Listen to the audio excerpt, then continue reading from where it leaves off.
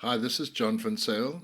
Just letting you know that this video is in two parts. The first half is an interview with Chris Worden, conducted by Hannes Vessels, and the second part is a documentary on the life of David Livingstone. So I strongly suggest you watch the entire video.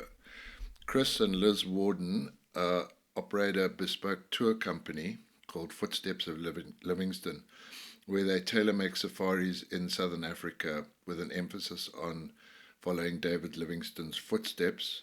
They cater for all tastes and budgets, and you can find their website at footstepsoflivingstone.com.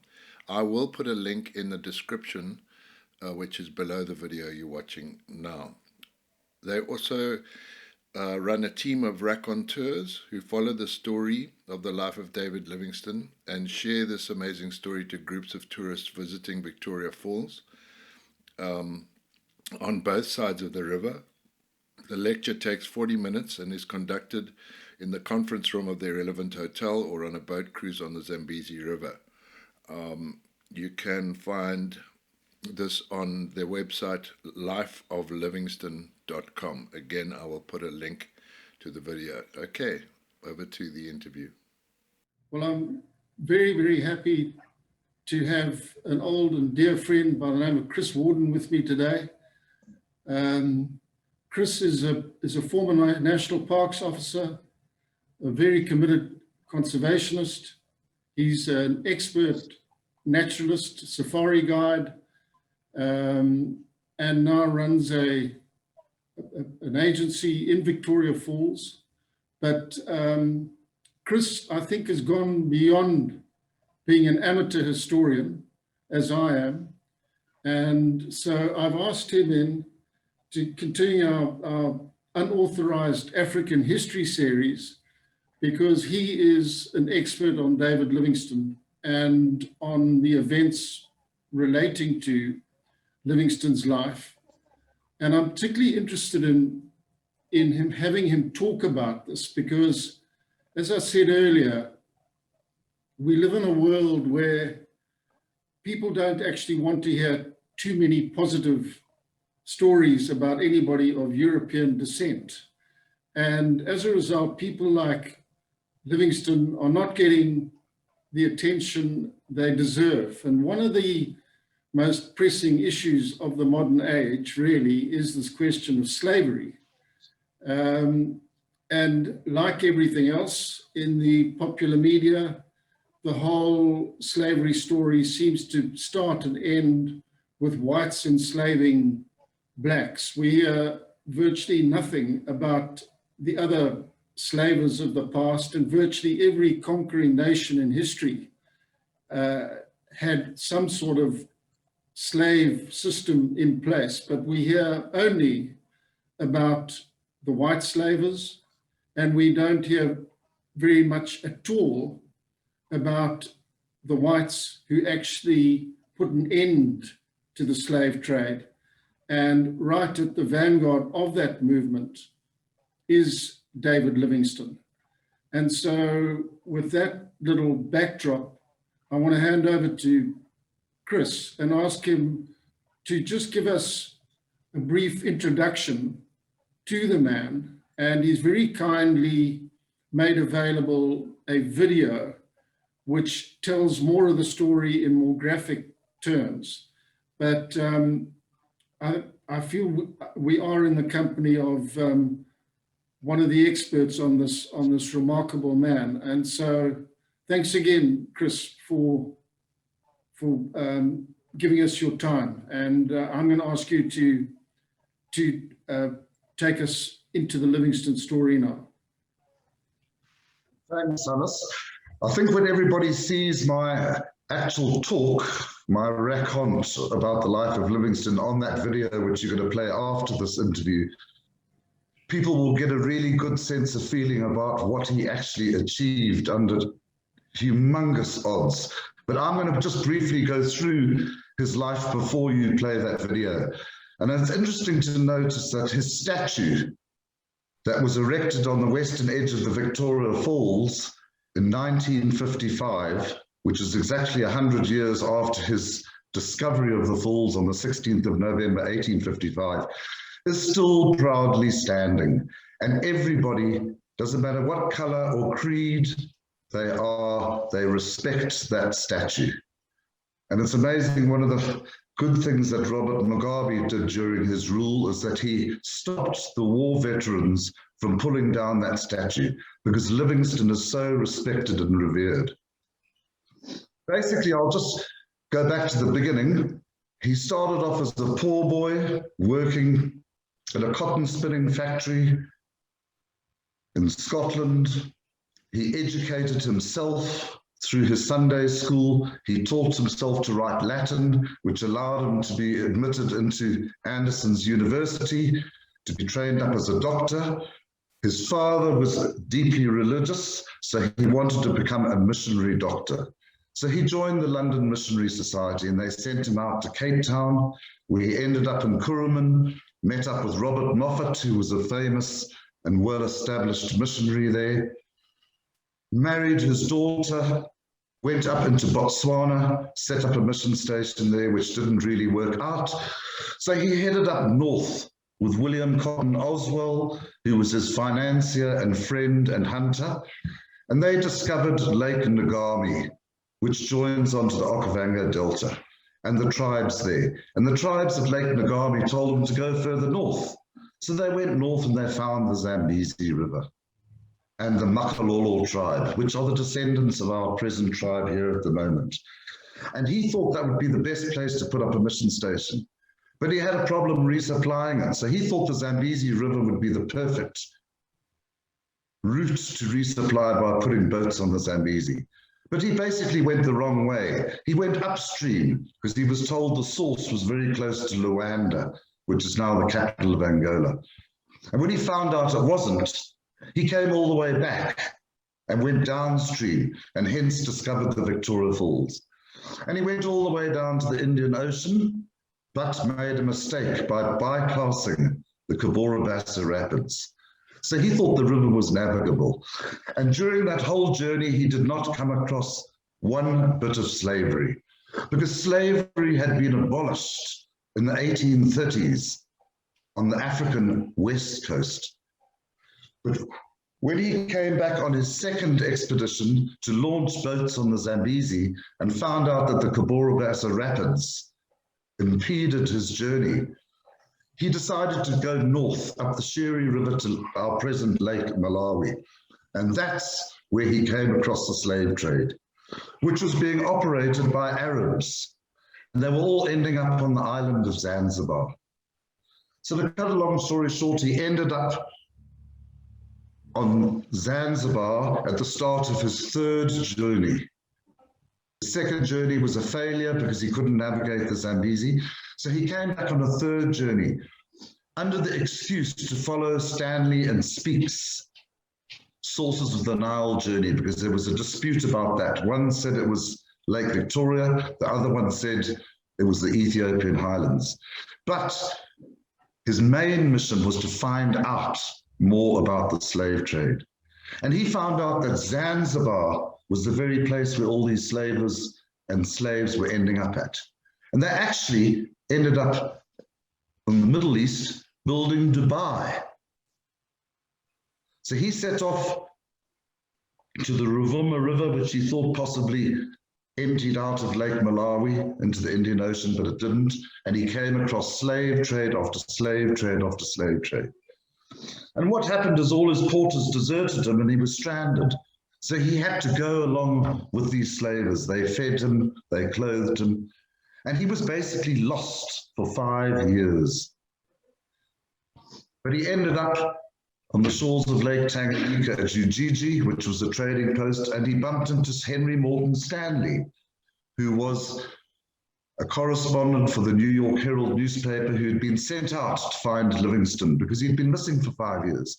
And he gave Stanley a whole lot of duplicate letters. He refused to come back to England with Stanley. He wanted to carry on to find the source of the Nile.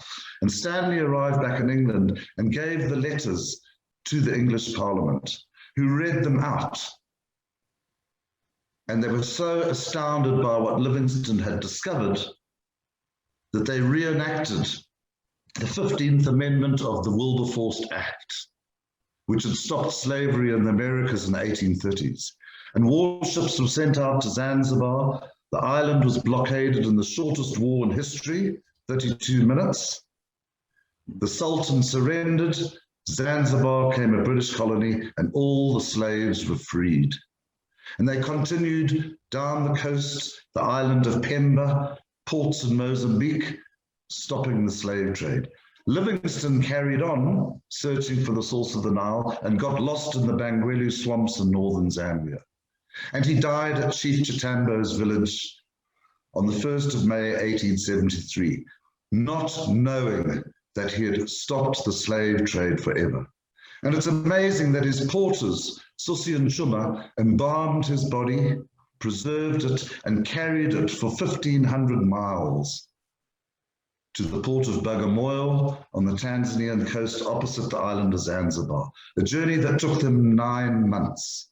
And the body was transported back to England, and it was interred at Westminster Abbey, where on his grave are marked the words, "All I want to do is seal this bleeding sore of the African nation." I mean, what an amazing man. But as I say in my video, if people want to take 40 minutes to listen to it, it's an amazing story and it gives a lot more detail. Chris, just that in a nutshell, you know, I listen and I just think to myself, how I hope lots and lots of young people just could find the time, the 10 minutes it's taken you, whatever, to tell us that that short story of Livingstone's life. And it should fill everybody, every English person's hearts with pride. And yet, in the world we live in today, I wonder how many English children know the story and would feel a lot better about their heritage than they do. But unfortunately, this sort of stuff is just not being taught in the schools and universities anymore. You're quite correct, Hannes. You know, I do these lectures to tour groups coming through Vic Falls. Most of them are American, a couple of Australian, a couple of English. Average age of the person is over 50 years. Everyone knows that famous saying by Stanley, Dr. Livingstone, I presume. When I speak to the 25-year-olds, they haven't got a clue what I'm talking about. And it's so sad. You know, we need to educate the younger people that this man was absolutely amazing. And he set a precedence for all the other early explorers to come through here and open up Africa to commerce, Christianity, and civilization. Those 3 words was his motto. What an incredible story. Chris, I look forward to going into more of it. But look, while I've got you now, I just want you, you mentioned Robert Moffat, and another very interesting personality in the development of Southern Africa. Can you just tell us a little bit about Moffat? And it was his daughter Mary, I think, who married David. Just a little bit about the Moffat story and the tie-up with Livingstone. Yeah, Moffat was an amazing man. He was the first missionary ever to head north into the interior, out of the protection of the Cape Colony. And he ended up at Kuruman, which is basically near the Botswana border in the northwestern Cape. He was there for 30 years before David Livingstone arrived there. Now, David Livingstone arrived there in 1841. So we're going back very, very early history. And he wandered northeast and ended up in what is now our present-day Bulawayo, where he met up with King Lobengula, who was the king of the Ndebele tribe, trying to make him become more peaceful, because the Ndebele were raiding, going up north, stealing cattle, stealing women, killing the tribes. And he tried to stop that, and he was very, very influential. And he told David Livingstone, you go north, try and spread Christianity, and try and educate these tribes to stop warring against each other. Because what was happening later on is Livingstone found out that it was the chiefs that were capturing other tribes' people and selling them to the slavers. So they were basically selling their own people. And it was Moffat that was influential in sending Livingstone off to complete his mission. And it was just amazing that Livingstone was attacked and mauled by a lion on one of his travels. Unfortunately, one of the members of his party managed to shoot that lion off him, and his arm was smashed in 3 different places. And it was Mary Moffat, Robert Moffat's eldest daughter, that nursed him back into good health. And he married her. And they had 4 children. I mean, it was incredible. Sadly, 2 children died, but they had another extra 2, so they had 4 surviving children. And his eldest daughter, Agnes, married a British Army officer who started the Great Lakes Corporation by putting boats on Lake Malawi and spreading Christianity into Malawi. It's amazing, and if you go to Malawi, I mean, I could go on all day about this, so tell me to stop. You go to Malawi, their main city is Blantyre, named after Livingstone's birth town. There are Scottish cathedrals on islands in the middle of the lake. It's an incredible place. And you speak to any African in Malawi, they all know about David Livingstone, including the 6 to 10-year-old kids. How about that? Incredible that so many Africans know about him and so few Europeans know about him. Precious few British children. I wonder how many Scottish children know about this great man. But Chris, I'm right in saying Moffat was really an important link for Rhodes as well, or Rhodes's emissaries when they were moving north. Moffat was really the mediator, was he not? That is correct. He negotiated with King Lobengula for Rhodes' emissaries to come up and start mining, open up mining concessions, which would benefit Lobengula and his tribe. So Moffat was very, very influential in the early history. You know, I tend to concentrate on the very, very early history from 1800 up until about 1875, because I find that so fascinating. So I'm not that au fait with the later history, you know, when Rhodes came up and the Jamison raid and all that. Chris, I want to touch on another question. The hunters, the early hunters, what part did they play in this movement north? I know that there were a lot of Afrikaans hunters. Well, not a lot, but there were several who moved north of the Limpopo. But their movements weren't really recorded because I don't think they wrote anything down. But it was the hunters who actually accompanied these guys in many cases. And this is where Selous comes into the equation too. But just tell us a little bit about the early hunters that helped open up these countries. Definitely, that's my main interest. And unfortunately, again, Selous came along a lot later. But the early hunters were very, very influential in Livingstone's travels. And his best friend was a hunter called William Cotton Oswell, who had a lot of money. And he had been in the Indian Army and he had got sick.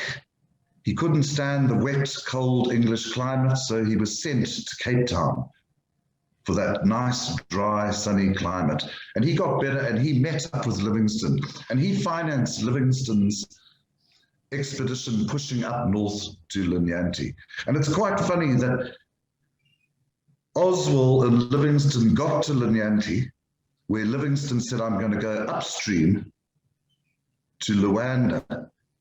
And Chief Sekeletu told Oswell, downstream is the Mosier Tunya, the smoke that thunders, this great waterfall. But he wouldn't let Oswell go and see them until Livingstone had come back. So Oswell would have been the first person to discover the falls. So Oswell went back to Cape Town, waiting for Livingstone to return. But he had mates, Rowan Gordon Cunning, a huge, tall, 6'8" Scotsman that used to hunt on a horse in a kilt. He went all the way up there. And then there was another hunter, the Afrikaans hunters, Pretorius, never wrote anything, but his grave is at Decker Camp. Now, if you look at a map of Wangi National Park, the extreme northwestern corner bordering the Botswana border, just south of Panamatenga, is Decker Camp. And that is the source of the Decker River. And that's where all these hunters would base, because there were no tsetse flies, it was on high ground, and they could water their horses and cattle. And it's interesting that Thomas Baines, the famous artist, who was fired by Livingstone on his second expedition for supposedly stealing supplies, left the expedition and went back to Cape Town, resupplied, and sailed up to Walvis Bay, where he crossed inland to the falls, crossed the Makari Pans, where he discovered Baines baobabs, with his fellow traveller Chapman, hence the Chapman's baobabs, and they ended up at Decker. And they went down to the falls, took sketches, and they camped at Decker for 6 weeks, painting the falls. Those famous 12 paintings of Baines's were done at Decker Camp. So all the stories we hear about the pioneer column coming through Fort Tule and up to Fort Victoria in 1896, being the first white settlers into what was then Southern Rhodesia, is absolute rubbish, because these hunters were camped at Decker in 1860. And there's a store there called Blockley's Store. I found the foundations. And I'm going to go there with Steve Edwards with a metal detector, because there's got to be a lot of interesting stuff there. And I looked in Thomas Baines's book and Chapman's book, because I collect all these old Explorers first editions, and there are maps of Decker. But that's something that we could possibly talk about on another chat, about the Hunters Road and how these people came up. Absolutely fascinating, Chris. And Pretorius, another fascinating character. And I think I'm right in saying, some say he was really the inspiration for Wilbersmith's, one of Wilbersmith's first books. I think When the Lion Feeds, one of them. That's correct. That's correct. Because he ended up in East Africa, and he was very instrumental in finding the Koningsberg and making life difficult for Letta Voorbeek. But that's correct. Yeah, just a little bit about Pretorius, if you can. He used to come and buy ivory from the Makalolo, and he crossed all over, right to the east coast, buying ivory and shipping it back to Cape Town, because there was a huge demand for piano keys, hence the Elton John song Ebony and Ivory. The black key was made from the African ebony tree, the white key was made from elephant ivory, and also for billiard balls. So there was a huge trade, but I'm not too sure how he got involved with the Germans. But he ended up back at Decker, where he died, and they buried him there. Well, and his grave is marked by Baines on his map, but we've yet to find it. He actually, my understanding is he crossed the Zambezi, and he was actually operating in that Chiawa area. That's correct. East of Chirundu. And That's correct. He fell foul of the native commissioner, or the district commissioner in the area, who was actually a chap by the name of Tabor. And because Pretorius was a loose cannon, he was doing his own thing. He wasn't interested in anybody asking him if he had a license to do anything. And that, I think, is one of the reasons why he thought, to hell with this. This is too civilized. And he went up north. and ended up in what's now Tanzania. And German East Africa. yeah, and then there I think he also, because he had a bit of a problem with the Brits, he had a problem there with the Germans, because they were also making life a little bit too regimental for him. And that's why when the Brits came along, he said, I'll give you a hand with sorting these Germans out. And that's how he got involved with the whole East African campaign. And as legend has it, he managed to disguise himself and get onto the Koningsberg and establish where the ship was. And it was on the back of his information that they brought the corvettes in from, they were shallow-bottomed gunboats. Brought them in from Southampton, I think. It was quite a long exercise. And that's how they managed to sink the Koningsberg, which was a big thorn in the British side. But despite that, I think the Germans actually managed to salvage the guns off the ship, and they rolled them. That's correct. They rolled them on wooden logs all the way from the Rufiji to Dar es Salaam, got those guns serviceable again, and went off to carry on giving the Brits a hard time. That's basically the same route that Livingstone's body was carried a good 50 years previously to that. Now, the Pretorius that you're talking about is very interesting. He is the son of the Pretorius that I'm talking about that was buried at Decca. Okay. And Pretorius was buried, he was buried at Decca in 1862. But he used to take his son up with him. And what happened is his son carried on with his travels buying ivory after that. And that's the same guy that you're talking about. Unfortunately, there's very, very little written about them. Yeah, I know. Well, the problem with the Afrikaners is that they weren't great penmen, I don't think, and they just didn't write down enough. And that's why there's not much known about them. Louis Trichardt, Potgieter. That's right. These chaps were intrepid, but we don't, as far as I know, we don't really know how far they went or what they did.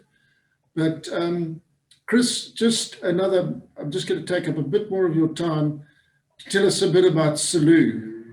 Everybody, well, one of the more famous hunters, but quite a controversial figure.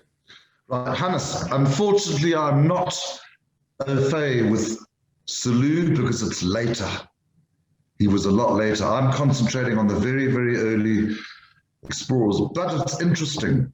The one thing I do know about Selous is that he came up to the Victoria Falls area a lot. We're talking about 40 years after David Livingstone. And he found out that all these hunters that had come up after Livingstone opened up this area had shot out everything. He walked from what is present-day Milabisi, which is the western end of Lake Kariba, all the way to Decca Camp, which is where he used as his base. And he found one elephant track. The whole place had been hunted dry. By who? Boer hunters and the Scottish and English hunters. Incredible, huh? That they'd made such a big impact. But as you know, the elephant population in places like what's now Wankie were nothing like what they became after the intervention of the European settlers and the insertion of water points and stuff. Exactly, definitely. There were very, very few elephants up here. In fact, Livingstone writes in his books that it was easier for him to shoot a white rhino because it would last him and his porters 3 months. So he was a conservationist. Shoot one animal and it'll last them 3 months instead of shooting 20 kudu. Chris, just a little bit about how he got hurt by the lion. Where did that attack take place? That attack took place at a place called Mabotsa in southern Botswana, which was a mission station that he and Mary went to set up. And what happened is one of the neighboring kraals, the lions were trying to steal their cattle. And so Livingstone went to intervene, shot and wounded the lion, and the lion jumped on top of him and basically dismembered his shoulder and smashed his left arm in 3 places.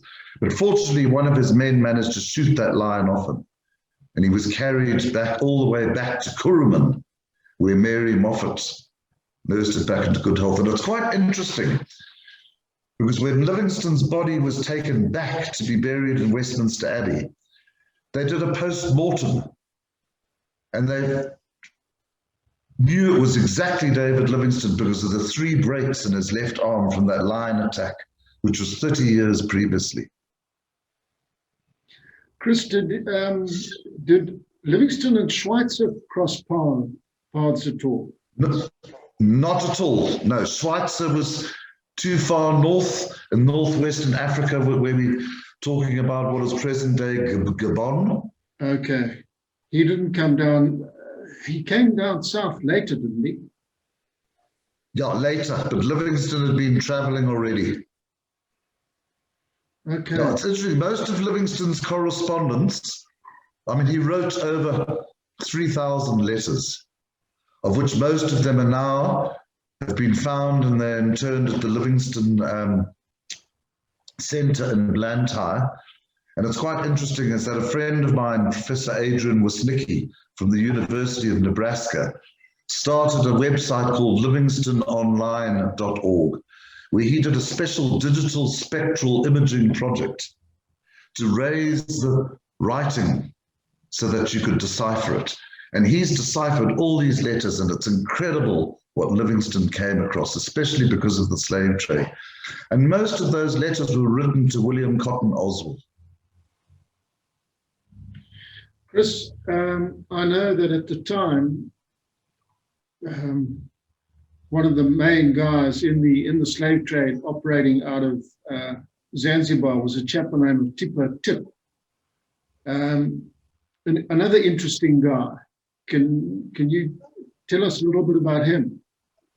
Very interesting fellow. In fact, I'm reading about him right now in one of Stanley's autobiographies.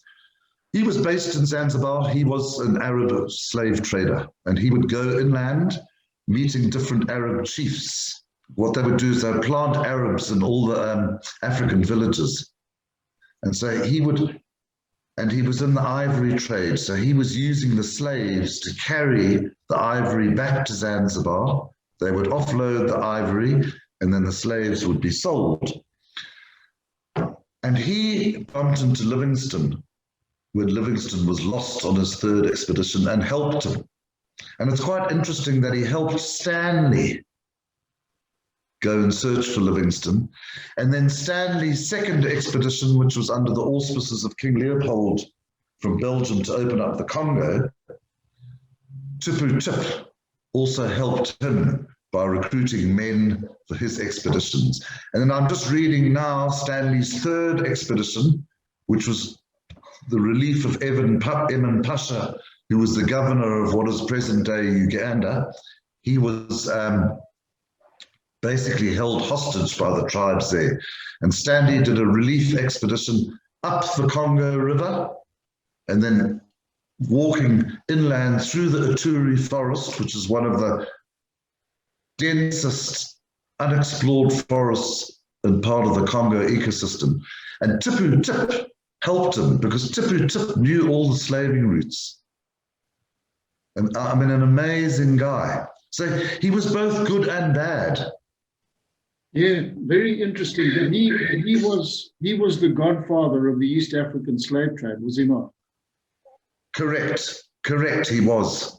And on these forays, Chris, did they encounter any resistance in finding these slaves, or were they fairly freely given by the chiefs? Huge resistance. I mean, Stanley writes in his books how he was showered by poison arrows, but they had guns, and the guns were better than the arrows. So eventually these tribes just surrendered. So with the arrows, with tips emissaries into the hinterland, they were armed. Correct. Oh, yes. Yes, they were armed. And what they would do is they would chain the slaves together, and anybody who was weak, sick, they would just leave them to prides of lions and packs of hyenas, or just throw them into the rivers. And that's how Livingstone came across his first slaving party. He was sailing up the Ruvuma River, which is the boundary between northern Mozambique and southern Tanzania, thinking that that river emptied Lake Malawi into the ocean. And his paddle wheels just got snagged. So he looked into the muddy water, and that was full of floating human bodies. And he thought there was a disease, so they did a recce inland, and then they came across these slave gangs. Hundreds of people chained together. So the actual transportation of the slaves was very, very horrific. But once they ended up in Zanzibar and they were bought, they were extremely well looked after. So it's quite interesting that once they had their new Arab owners and were shipped off to the Middle East, the Arabian Peninsula, they were very, very well looked after. And so these guys were coming down from Oman to Zanzibar. Correct, because Zanzibar was ruled by the Sultanate of Oman, Sultan Syed, and his best friend was Tipu Tip. So yeah, it was a nice tie-up. And how far into Africa were they going? They were going into Uganda, into as far as Malawi. They went throughout northern Mozambique, into Malawi, northeastern Zambia, and the southern Congo, as far as Nyangwe village, which is on one of the great tributaries of the Congo. So it was a huge, huge area. And then into Tanzania, the whole of Tanzania, into southern Uganda. Have you any idea how many slaves were pulled out in that Tipo Tip era? 20,000 slaves a year, of which 7,000 of them died along the way. So you work out 20,000 slaves a year over, say, a 30-year period. It's a lot of people. And you say 600,000 people. And you say a lot of them ended up in what's now Dubai, provided for the building in Dubai. Correct. Interesting. Well, the world doesn't know nearly enough about the Arab involvement, so I'm pleased we managed to touch on that. It's just it's a historical fact that the media and the academics today are very inclined to ignore. And definitely, I'm pleased we managed to touch on that. But Chris, thanks very much for your time, and I hope we can talk again and go into some more detail on some of these very, very interesting people and events. Pleasure, Hannes. Let's have another chat about the early hunters. That's another really, really interesting story. Thanks, Chris. Thanks.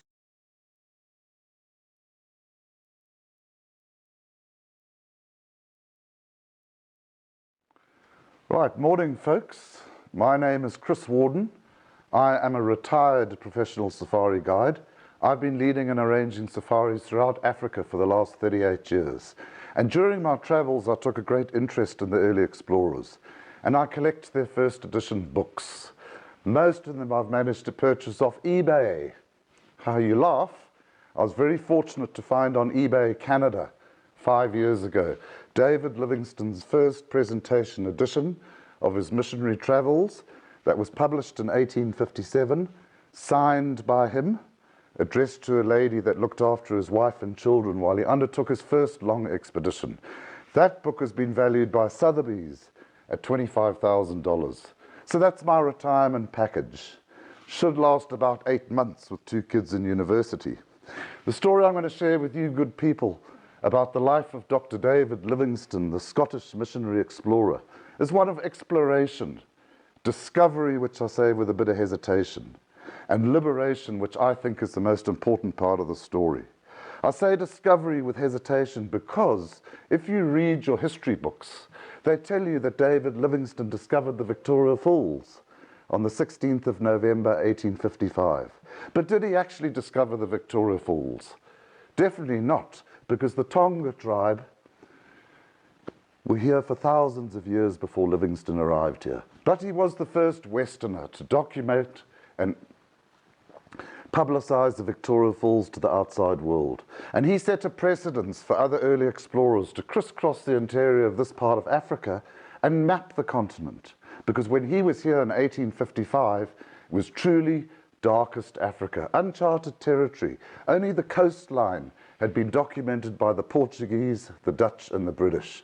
And only 30 years after Livingstone arrived here, in 1885, 7 governments of Europe sat down together at the Berlin Conference, and they carved out all the political boundaries of the countries in Africa as we know them today.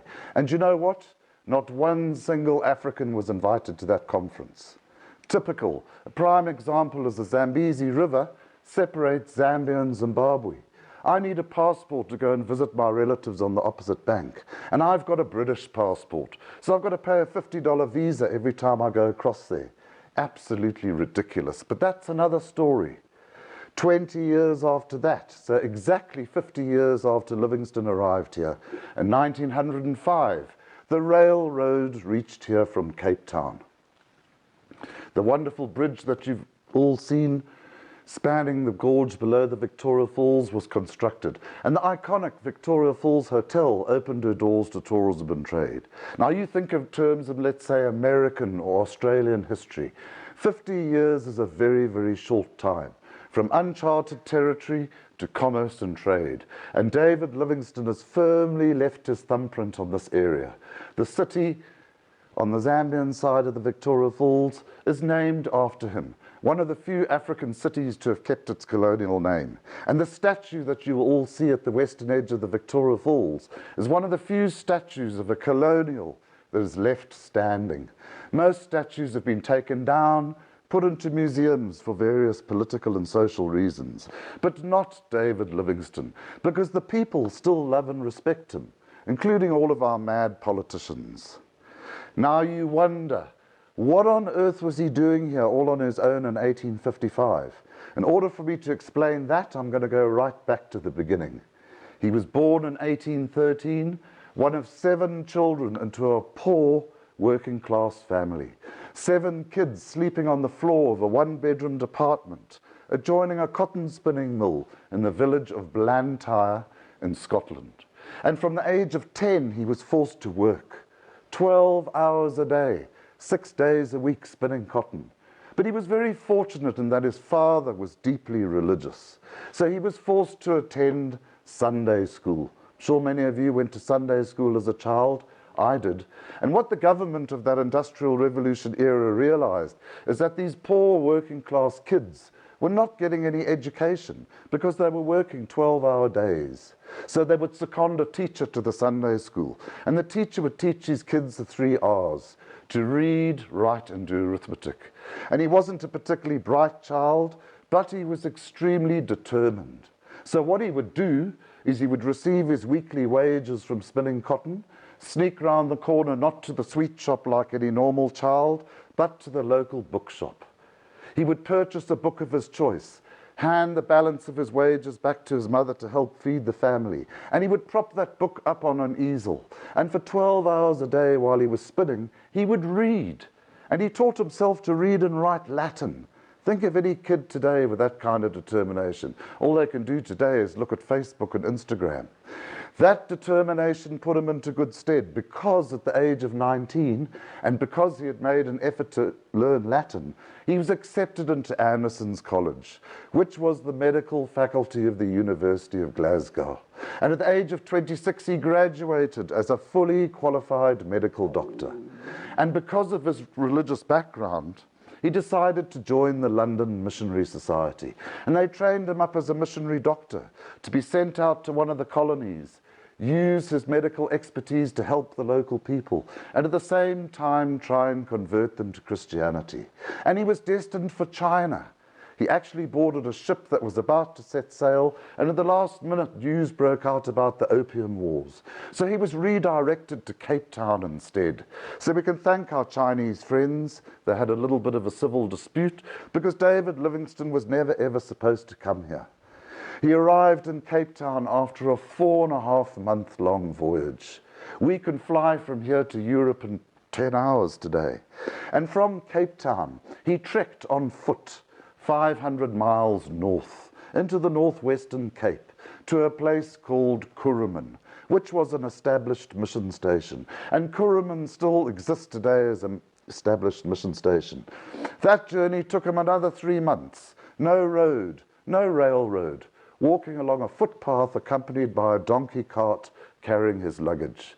And at Kuruman, he met up with his mentor, Robert Moffat, an established missionary who had already been stationed at Kuruman for 20 years. And Moffat sat him down and told him all these stories of these vast swathes of tribal villages in the uncharted north. And that inspired him to start exploring. So from Kuruman, he would take short little sorties. And on one of these sorties, he was attacked and mauled by a lion.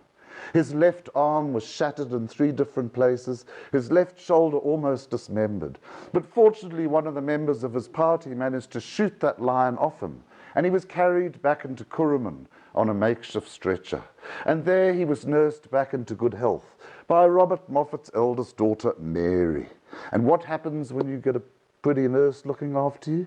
They fell in love and got married.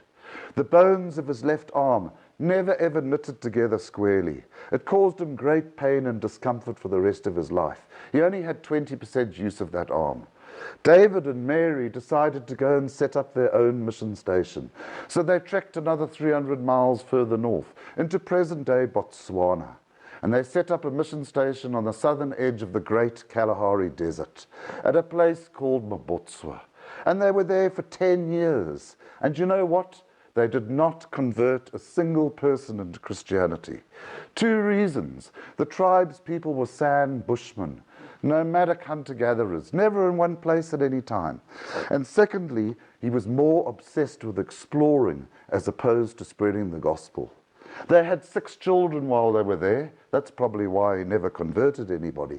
But sadly, the first 2 children only survived a few months.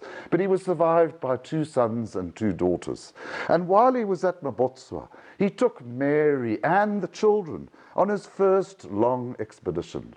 They traveled by ox wagon north, crossing the Kalahari, bypassing the Okavango Delta, and they arrived at a place called Linyanti, which is about 70 miles upstream from Victoria Falls. And there he met up with the Makalolo, 6,000 people living on the banks of the Linyanti, Chobe, and Zambezi rivers, all descendants of our good people here today.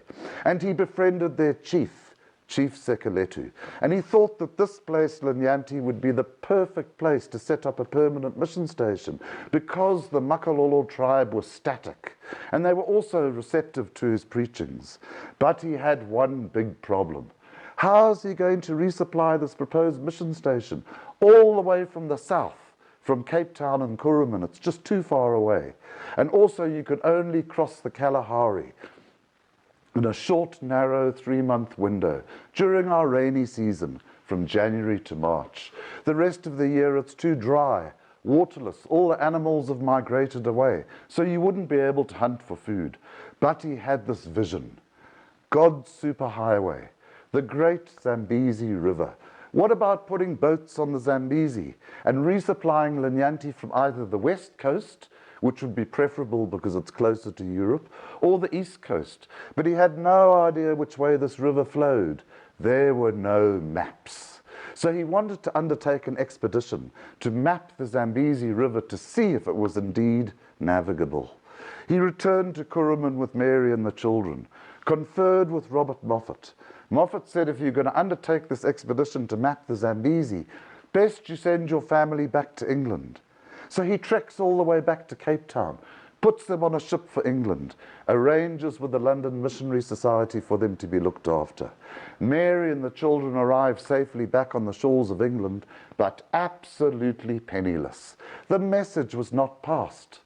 They were shipped from relative to relative. Nobody could afford to house or feed them. And they ended up on the doorstep of a poorhouse back in Glasgow, where Mary took to alcohol. He was totally unaware of what had happened to his family. While he was resupplying in Cape Town for this expedition, he found in a bookshop an old map drawn by the Portuguese, which showed that the headwaters, the source of the Zambezi, was only 100 miles away from the west coast, from the Portuguese port of Luanda. Luanda is now the capital of Angola, and that port of Luanda is 2,000 miles closer to Europe than Cape Town. So he thought Luanda would be the perfect resupply port.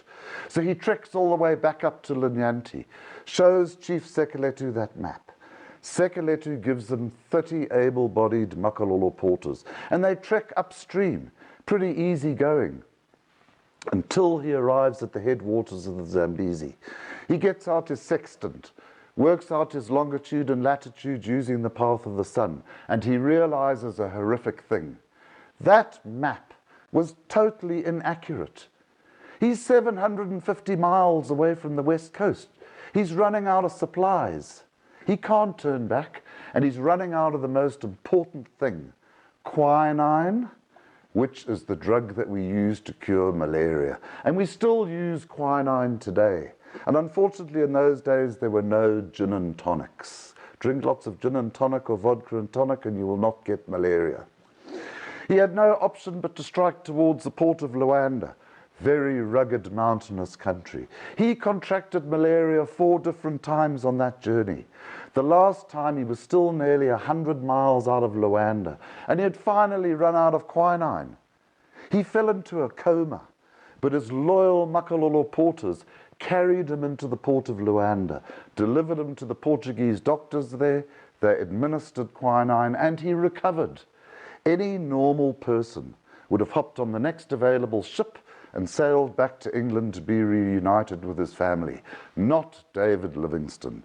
He resupplied himself. He was given gifts from the chiefs in Luanda to take back to Chief Sekeletu, and he trekked all the way back to the source, downstream to his beloved Linyanti. And he said to Chief Sekeletu, I could have kicked myself for trusting that map. Why didn't I just go downstream? You know the river's going to empty into the ocean somewhere. But he suspected it emptied into the Indian Ocean.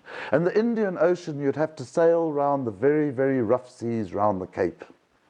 Sekeletu gave him another 20 porters, and he continued downstream, the river getting wider and deeper, until he arrived at this very spot where I'm speaking from today.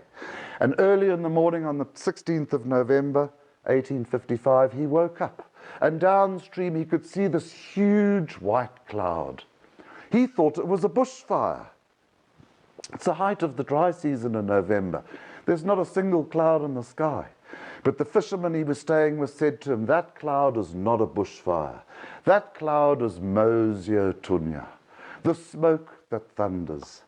Mosio Tunya is the correct word for this waterfall.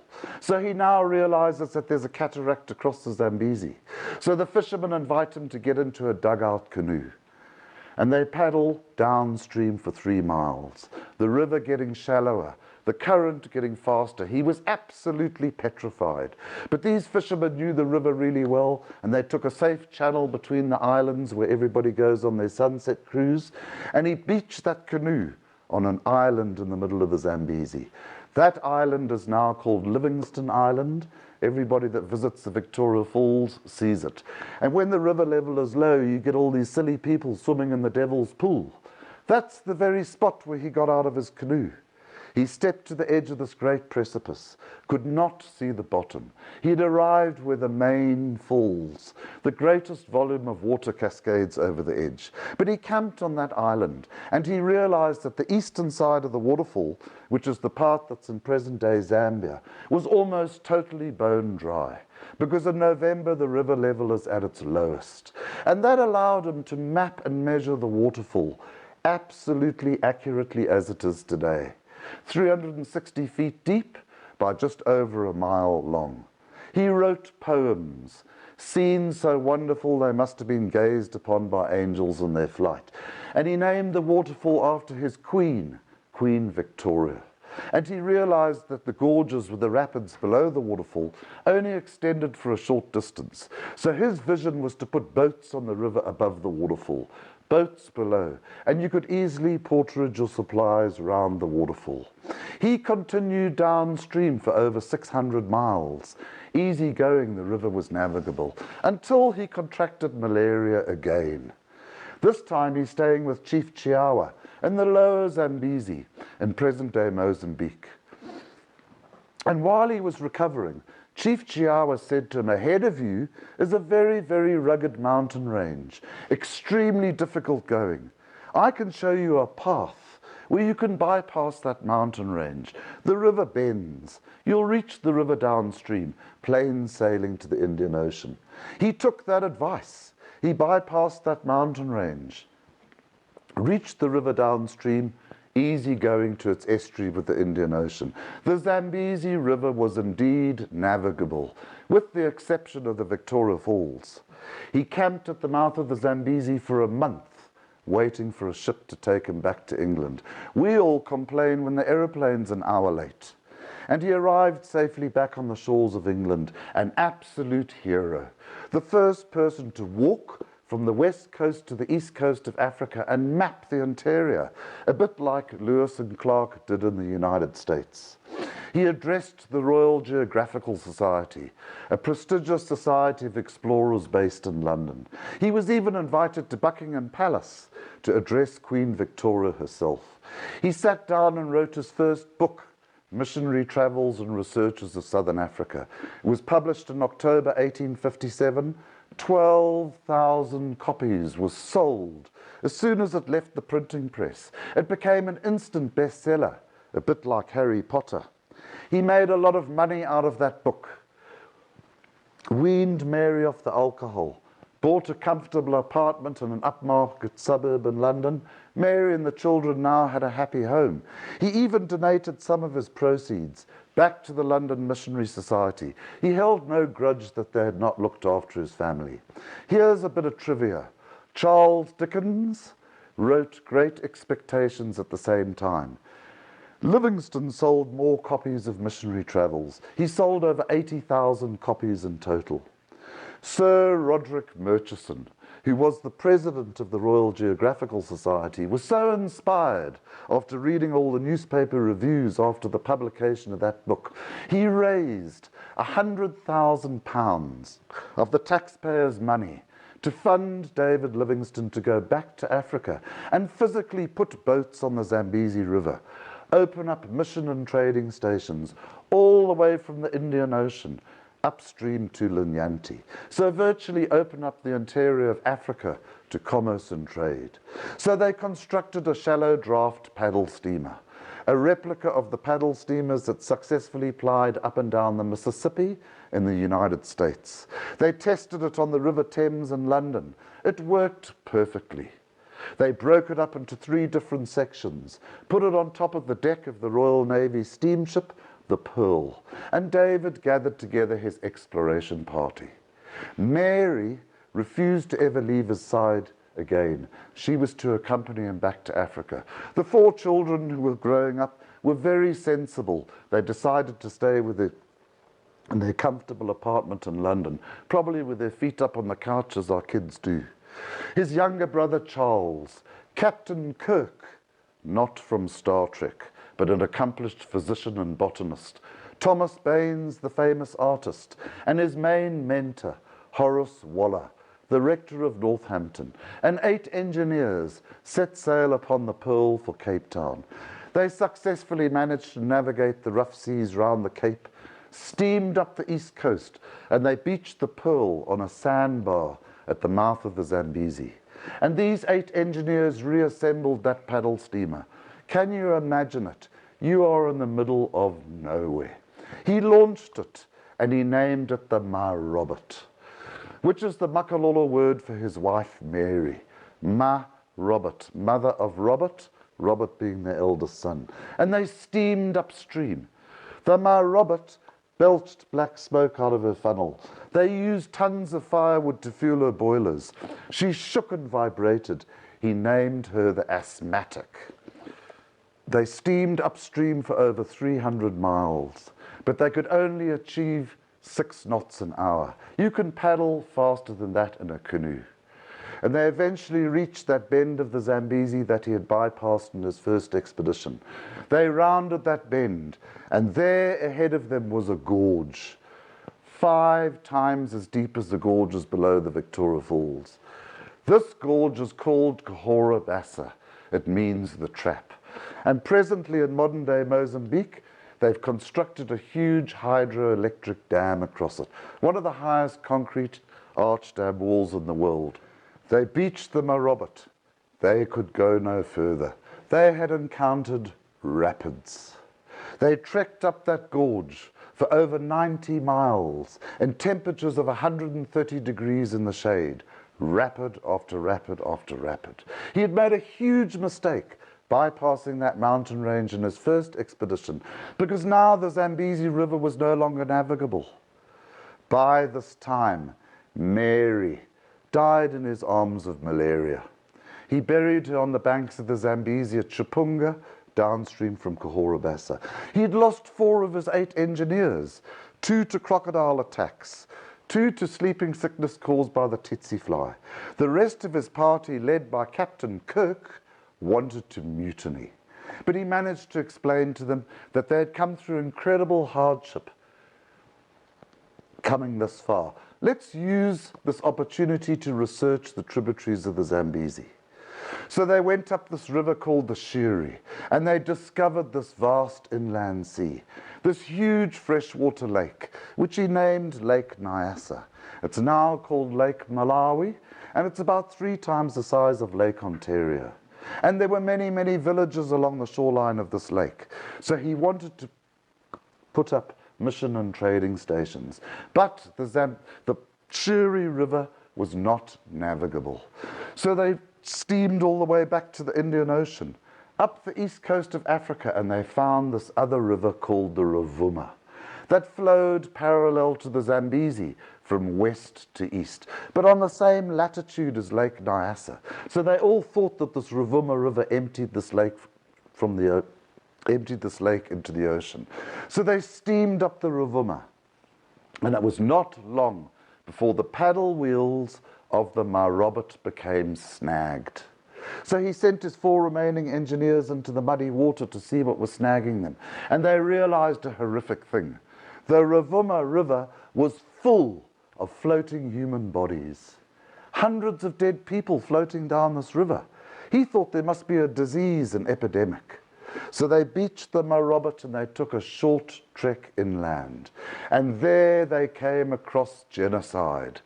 Koffels, which is the old word for caravans. Chain gangs of people chained together being marched towards the east coast. He had come across a slave trade being operated by the Arabs and assisted by the Portuguese. And what they would do is the elderly, the sick, the lame, those of you that are falling asleep during my story, they would unshackle from those chains, leave them to following prides of lions and packs of hyenas, or literally just throw them into the Rovuma River for the crocodiles to eat. He was horrified and disgusted with what they had encountered, because the slave trade had been abolished many years previously in both the Americas and in Europe. By this time, Sir Roderick Murchison recalled the expedition back to England because he had found out from letters that Livingstone had sent during the course of the expedition that the Zambezi River was no longer navigable. He arrived back in England, was lambasted by the press. He was held accountable for the wastage of £100,000 of the taxpayers' money on a totally abortive expedition, and also for the death of Mary and the 4 engineers. But he said, look what we found on the Rovuma River. Nobody was interested. He ended up as a recluse back in his apartment in London, and he, assisted by his younger brother Charles, wrote his second book, The Zambezi and Its Tributaries and the Discovery of Lake Nyasa. It was published in August 1865. Only a few copies sold. Everybody had lost faith in him. One Sunday morning, he's sitting at home reading the Sunday paper, and there he reads an article by the same Royal Geographical Society wanting somebody to go out to Africa and solve a dispute between 2 fellow explorers, John Hanning Speke and Richard Francis Burton, who'd been sent out to find the source of the Nile. Speke returned saying it was Lake Victoria. Burton returned at the same time and said, it's Lake Tana in the Ethiopian highlands, 2 lakes that were thousands of miles apart. And that caused great embarrassment to this prestigious society. So he wrote to them, and he was hired to go back to Africa on his 3rd and final expedition to solve the dispute about the source of the Nile. But he had an ulterior motive. He wanted to go back to the Rovuma River and find out more about the slave trade and see if it could be liberated. This time, he ended up on the island of Zanzibar, situated just off the east coast, further north from the Zambezi and Rovuma estuaries. And there he befriended their Sultan, Sultan Syed. Zanzibar was being ruled by the Arabs from the Sultanate of Oman.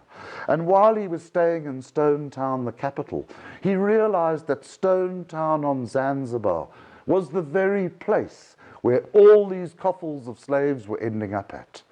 They were imprisoned in the horrific slave pits on the edge of Stone Town. They were sold off the slave trading floor right next door to the slave pits, and they ended up in the Indian Ocean islands, Arabian Peninsula, building Dubai, and the Middle East.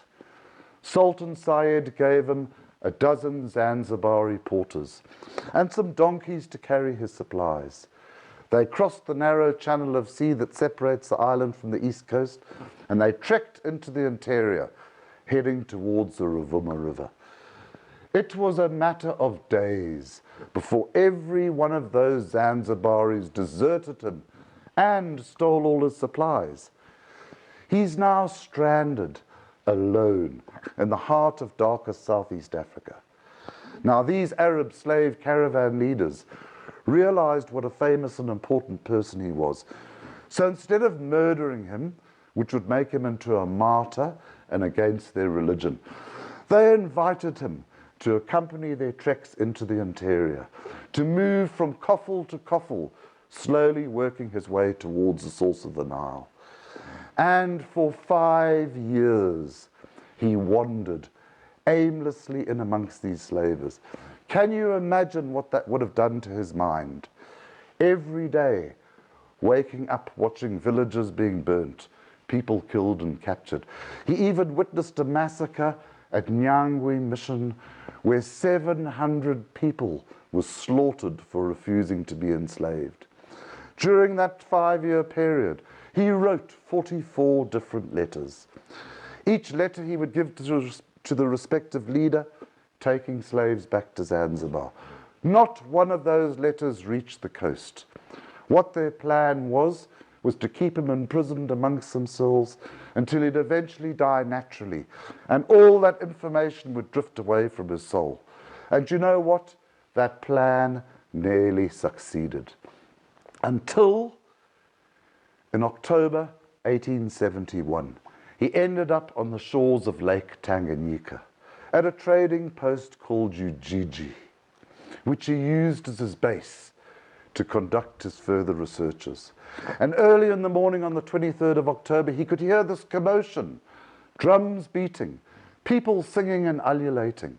So he stepped out of his hut to see what was going on, and there in the village square gathered many people.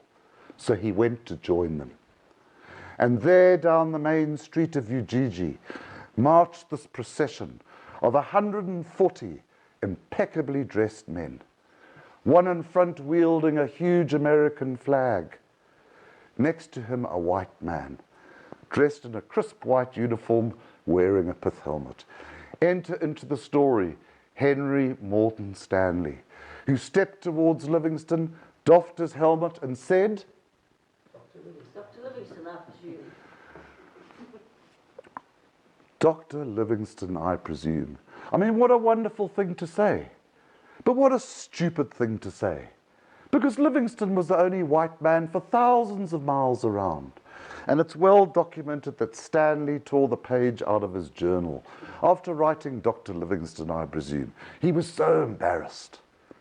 Stanley was a Welshman, born in Wales. You know that wet part on the west coast of England? His mother was a prostitute. So he ran away from home at the age of 14, worked his way on a passage to the United States, was adopted by a family in Louisiana.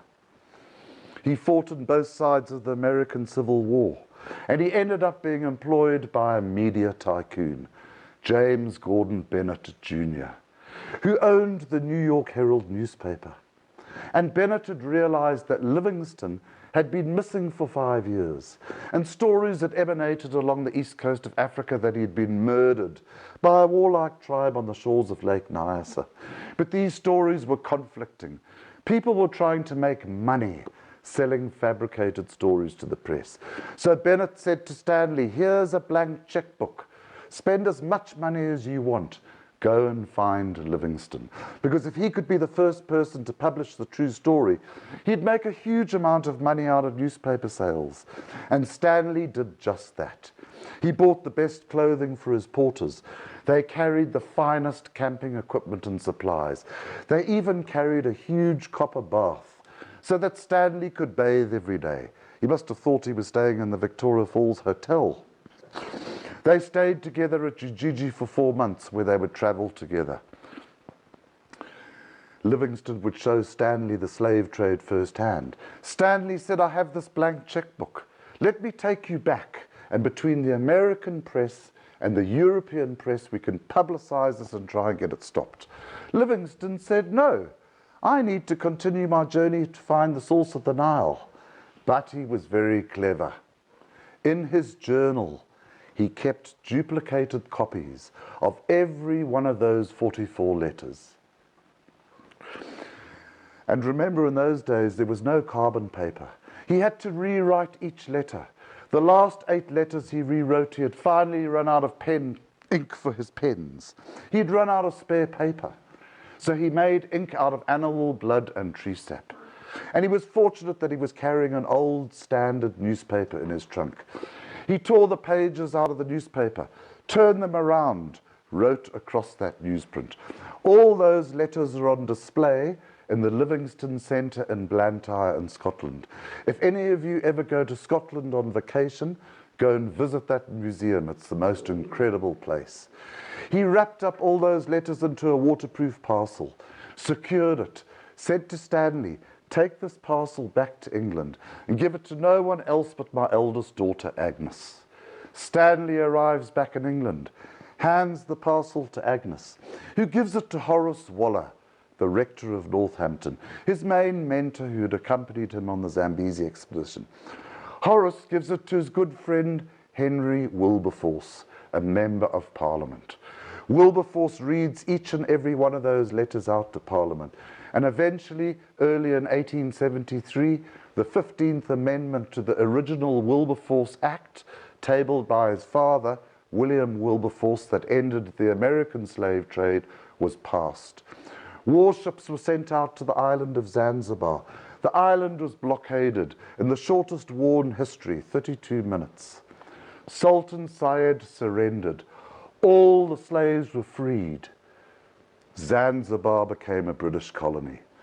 David Livingstone had single-handedly, with the assistance of Henry Morton Stanley, liberated the slave trade forever. But, sadly, he was never, ever aware of that fantastic success. He had sailed down the length of Lake Tanganyika to its southern shore, situated in present-day Zambia, and there he was reunited with his beloved Makalolo tribe.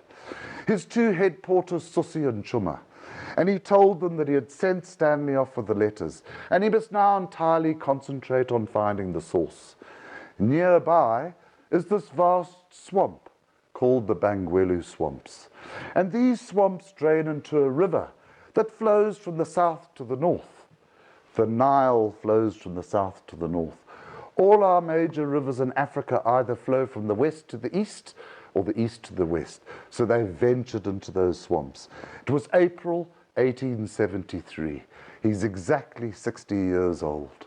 And for 3 weeks they are lost. Torrential rain, freezing cold temperatures at night due to the high altitude, wading in water up to their chests, warding off crocodiles, hippopotami, and of course mosquitoes. Eventually on the 1st of May, the rain stops. The sun comes out. Susi and Chuma manage to exit the swamps, but by now he can no longer walk. They carry him on a litter, and they end up at Chief Chitambo's village, where they lay him down to rest inside a hut, on top of a comfortable bed made out of bulrushes. The next morning, Susi and Chuma go to receive their further marching orders, and there in the dim lamplight of the hut, they can see him kneeling, with his elbows on his bed and his hands clenched against his forehead in prayer. They leave him in peace. A couple of hours later, they go back. He's in the same position. Suspicious Chuma walks into the hut, puts his hand on his cheek. It's stone cold. He had died during the night in prayer. Now they had huge respect for him, for what he had done with Stanley, and more importantly, what he was trying to achieve for their Makalolo tribe. And their tribal belief was, you cannot bury somebody away from the land of your birth, because your spirit will wander aimlessly and never ever rest. So they did an amazing thing. They are the true heroes of the story. They cut out his heart and the rest of his internal organs, put them in a tin box that they were carrying flour in, buried that tin box under the base of a mwanga tree growing next to his hut at Chief Chitambo's. A mwanga is a very tall, valuable furniture wood. They then embalmed the rest of his corpse with salt, lay it out in the sun for 3 weeks to dry, disguised it as a parcel of dried fish. They could not be seen carrying a human body. They would be regarded as witches and executed. They then gathered together 12 volunteers, and they were now about to conduct the longest funeral procession in living memory, to carry Livingstone's body from Chief Chitambo's village all the way to the port of Bagamoyo on the east coast opposite the island of Zanzibar, a distance of over 1,500 miles. The journey took them 9 months, walking at night. 6 of the volunteers died along the way, but they successfully delivered his body to the Jesuits at Bagamoyo. Bagamoyo means to lay down your burden. What a lovely name. He was taken across to the island of Zanzibar nearby, which by now was a British colony. He lay in state at the British consulate in Stone Town, awaiting a ship to take him back to England. And when he arrived back in England, he was received by medical doctors who conducted a post-mortem and realized it was actually Livingstone because of the 3 healed breaks in his left arm from that lion attack 30 years previously. He was given a state funeral, buried in Westminster Abbey, buried in Explorer's Corner, right next door to Charles Darwin. Can you imagine what those two have got to discuss in the spiritual world? They used to write to each other, by the way. After his funeral, Susi and Chuma sat down with Horace Waller, and the 3 of them rewrote all those letters and the rest of his journal that they brought back with his body. And in 1874, Horace Waller published a book in 2 volumes called Livingstone's Last Journals. It became another bestseller. Livingstone was a true hero again. And while they were in England, being shown all the wonderful historical sites, Susi and Chuma said to everybody, if you want to see where this hero lies, don't go to Westminster Abbey, to Explorer's Corner. Go to the island of Zanzibar. Walk through the cobbled streets of Old Stone Town, and you will eventually end up at a large Anglican cathedral, situated right next door to the old slave pits, constructed on top of the old slave trading floor. Walk through the aisle of that cathedral to the altar, which was built on top of the whipping post where they used to punish unruly slaves. And next to that altar on a pillar, you will see a large wooden cross. That cross, Susi and Chuma carved out of the branch of the mwanga tree that they buried his heart under at Chief Chitamba's. And they carried that cross all the way to Zanzibar. And it was hung up in the church in 1901. Join the local people in their songs of hymns and praise, and there you will see where this hero truly lies. The great explorer, discoverer, and liberator. Thanks, folks. Thank you. I'm just going to give you a quick little appendix. After Livingstone's funeral, Stanley undertook a second expedition under the auspices of King Leopold from Belgium to open up the Congo. That's another story.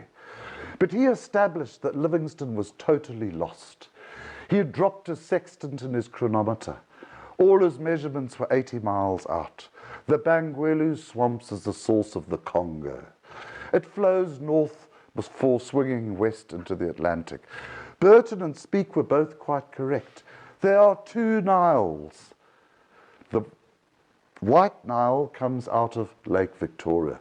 The Blue Nile comes out of Lake Tana and the Ethiopian highlands. And they converge, they meet at Khartoum, the capital of Sudan. Then it carries on as one Nile to Cairo. And if your travel agent tries to talk you into taking your next African adventure to Khartoum, don't, it's a horrible place. Amazing grace, how sweet the sound that saved a wretch like me. I once was lost, but now am found. Was blind, but now I see.